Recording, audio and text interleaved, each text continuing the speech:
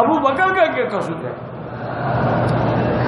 بہتر یہی ہوتا ہے کہ شیعہ سے رشتہ نہ کریں، کل کو بڑے مشکلات پیدا ہو کہ صحابہ کرام نے حضرت فاطمہ کی وراثت نہیں لی، تو وہ نبی کی بیٹی سے وراثت کیسے کھا سکتے ہیں؟ یہاں میں عرض فدق کے بارے میں بتاتا چلوں کہ خیبر کے قریب مدینہ میں ایک زمین ہے، وہاں یہودی آباد تھے۔ جب فدق کے رہنے والے یہودیوں کو یہ بات معلوم ہوئی کہ نبی صلی اللہ علیہ وآلہ وسلم کو خیبر کے یہودیوں پر فتح حاصل ہوئی ہے، اور خیبر کے یہودی باوجود اپنی طاقت اور قوت اور شان و شوکت کے وہ شکست کھا گئے ہیں، تو فدق کے رہنے والوں نے بغیر جنگ کیے مصالحت کی، صلح کی، اور رسول اللہ صلی اللہ علیہ وآلہ وسلم کے لیے اپنی زمین اور اموال کو پیش کر دیا۔ اس بارے میں کسی کا کوئی اختلاف نہیں ہے، نہ شیعہ کا نہ سنی کا، کہ رسول اللہ صلی اللہ علیہ وآلہ وسلم کی حیات طیبہ میں وہ مال جو بغیر جنگ کیے مسلمانوں کو حاصل ہو، وہ رسول اللہ صلی اللہ علیہ وآلہ وسلم کے لیے ہے، خالصتاً لرسول اللہ، وہ خالص رسول اللہ کا حق ہے، اس میں کوئی شریک نہیں ہے، نہ حکومت ہے نہ کوئی اور شخص ہے، کسی کی شراکت اس میں موجود نہیں ہے۔ صحیح مسلم کے اندر روایت ہے کہ رسول اللہ صلی اللہ علیہ وآلہ وسلم نے فرمایا کہ فاطمہ میرا بدعہ، فاطمہ بدعۃ منی، فاطمہ میرا نبض ہے، میرے جسم کا ٹکڑا ہے۔ بدعہ جسم کے ایسے حصے کو کہتے ہیں کہ جو انتہائی اہم ہو، اگر وہ کسی انسان سے نکال دیا جائے تو انسان کی موت ہو جائے، انسان اس کے بغیر نہ رہ سکے۔ تو فرمایا فاطمہ بدعۃ منی، فاطمہ میرے جسم کا اہم حصہ ہے، یریبنی ما ارابہا ویؤذینی ما آذاہا، مجھے وہ چیز تکلیف دیتی ہے جو فاطمہ کو تکلیف دے، وہ چیز مجھے پریشان کرتی ہے جو فاطمہ کو پریشان کر دے۔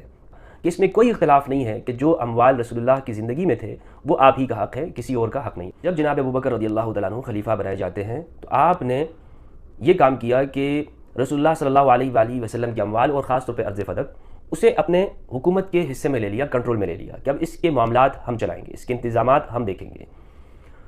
اور اسی کے مطالبے کے لیے فاطمہ الزہرا سلام اللہ علیہا، یعنی اپنے والد اپنے ابا جان کی جو وراثت ہے اس کے حصول کے لیے جناب ابوبکر رضی اللہ تعالیٰ عنہ کے دربار میں جاتی ہیں۔ یہ واقعہ صحیح بخاری کے اندر، صحیح مسلم اور دیگر احادیث کی کتابوں کے اندر موجود ہے۔ صحیح بخاری کے اندر 3092، 3093 اور صحیح مسلم کے اندر 4479 کے اندر یہ واقعہ موجود ہے۔ ام المؤمنین عائشہ فرماتی ہیں کہ فاطمہ الزہرا سلام اللہ علیہا نے مطالبہ کیا، اور اس کے جواب میں جناب ابوبکر رضی اللہ تعالیٰ عنہ نے پہلے تو یہ استدلال کیا، پہلے تو جیسا کہ فتوح البلدان کے اندر ہے کہ گواہ طلب کیے کہ آپ کے پاس گواہ کون ہے، تو سیدہ نے گواہ پیش کیے۔ فتوح البلدان میں ہے کہ امام علی کو اور ام ایمن کو پیش کیا، دوسرا نام بھی ملتا ہے، لیکن جناب ابوبکر رضی اللہ تعالیٰ عنہ نے اس کو قبول نہیں کیا، ان گواہوں کو قبول نہیں کیا، فرمایا کہ یہ نصاب کامل نہیں ہے۔ تو پھر سیدہ نے قرآن مجید کی آیات سے استدلال کیا، وہ آیات کیا ہیں ہم آگے پیش کریں گے، لیکن جناب ابوبکر رضی اللہ تعالیٰ عنہ نے ایک حدیث سے، خبر واحد سے استدلال کیا۔ صحیح بخاری کے اندر 3093 میں وہ حدیث موجود ہے۔ حضرت ابوبکر نے فرمایا کہ نحن معاشر الانبیاء لا نورث ما ترکناہ صدقہ، کہ ہم انبیاء کے گروہ وہ ہماری وراثت تقسیم نہیں ہوتی، جو کچھ ہم چھوڑتے ہیں وہ صدقہ ہوتا ہے۔ یہ جناب ابوبکر رضی اللہ عنہ کا بنیادی استدلال تھا۔ اب ہم یہاں پر یہ دیکھتے ہیں کہ احادیث کے حوالے سے جناب ابوبکر رضی اللہ عنہ کا جو رویہ تھا وہ کیا تھا۔ ہمارے ہاں اکثر مورخین نے لکھا ہے کہ جناب ابوبکر نے اپنے زمانے میں احادیث کا جو مجموعہ خود انہوں نے لکھا تھا اس کو جلا دیا تھا۔ سیدہ نے اس کا جواب دیا، قرآن مجید سے استدلال کیا۔ قرآن مجید کی سورہ مریم سورہ نمبر 19 آیت نمبر 5 اور 6 ہے۔ اللہ سبحانہ وتعالیٰ نے ارشاد فرمایا انی خفت الموالی من ورائی وکانت امرأتی عاقرا فہب لی من لدنک ولیا یرثنی ویرث من آل یعقوب واجعلہ ربی رضیا۔ زکریا علیہ السلام نے یہ دعا مانگی پروردگار کہ میں اپنے بعد اپنے لوگوں سے، بھائی بندوں سے مجھے خوف لائق ہے، آپ اپنی جانب سے مجھے مددگار عطا کر دیجئے جو میرا وارث ہو، یرثنی ویرث من آل یعقوب، میرا وارث ہو اور آل یعقوب کا وارث ہو۔ اس آیت سے معلوم ہوا کہ انبیاء کی وراثت ہوتی ہے، انبیاء کی وراثت ہوتی ہے۔ تو ہمارے اہل سنت نے بعض نے جواب دیا اس سے مراد علم ہے، یعنی جو انبیاء وراثت چھوڑ کے جاتے ہیں۔ یہ بات درست نہیں ہے۔ اس کی وجہ یہ ہے کہ جو حضرت سلیمان جو داؤد کے وارث ہوئے تھے، سورۃ نمبر 27 کی آیت نمبر جو 16 ہے، اس میں فرمایا وَوَرِثَ سُلَيْمَانُ داؤد، سلیمان داؤد کے وارث ہوئے۔ یہ وہ آیات ہیں جن سے خاتون جنت فاطمہ الزہرا سلام اللہ علیہا نے استدلال کیا۔ اور آج ہمارے سامنے بھی یہ چیزیں ہیں کہ جس چیز سے جناب ابوبکر رضی اللہ عنہ نے استدلال کیا ہے وہ حدیث ہے، اور یہ ہمارے ہاں اہل سنت کا ہی اصول ہے، اور ہمیں اہل سنت کے اصول سے باہر جانے کی ضرورت نہیں ہے۔ میں اہل سنت کے اصولوں پہ رہ کر ہی اس کا تجزیہ کر رہا ہوں کہ خبر واحد کے مقابلے میں اگر قرآن ہو یا قرآن مجید سے اگر خبر واحد ٹکرا رہی ہو تو کس کو لیں گے؟ کس کو لیں گے؟ ہم قرآن مجید کو لیں گے. یہ سب کے ہاں اصول ہے.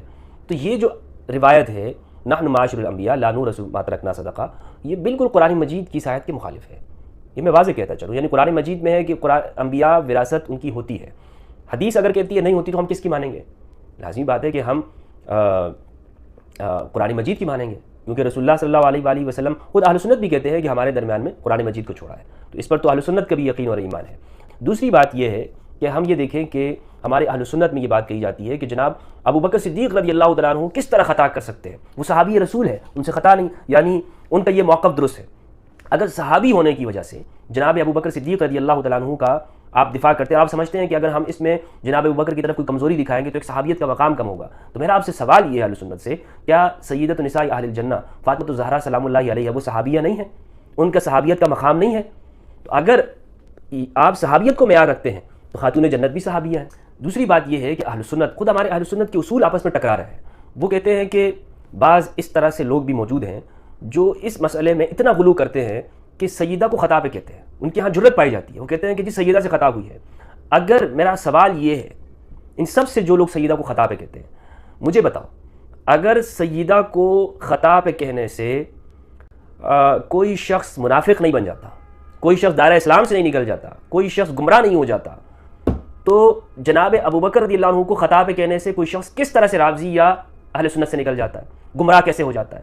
یہ آپ کے معیار جو ہے یہ الگ الگ کیوں ہیں؟ آپ معیار ایک رکھیں نا. آپ اگر سیدہ کو خطا پہ کہنے والے وہ آپ کا بھائی ہے، وہ آپ کے لیے بڑا، آپ اس کے لیے شیر و شکر ہے، آپ کے لیے ماشاءاللہ مجاہد اہل سنت ہے، تو اگر کوئی شخص جناب ابو بکر کو خطا پہ کہہ دیتا ہے تو کیا ہو گیا؟ کوئی خرابی لازم آتی ہے؟ یا صرف تمہاری انا کا مسئلہ ہے؟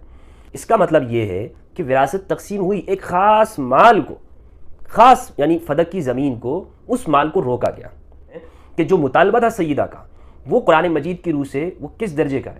تو میرے نزدیک میں نے آپ کو بتا دیا کہ سیدہ کا مطالبہ بالکل حق اور ثواب مطالبہ قرآن مجید کے بالکل عین قرآن کی آیات سے موافق مطالبہ ہے.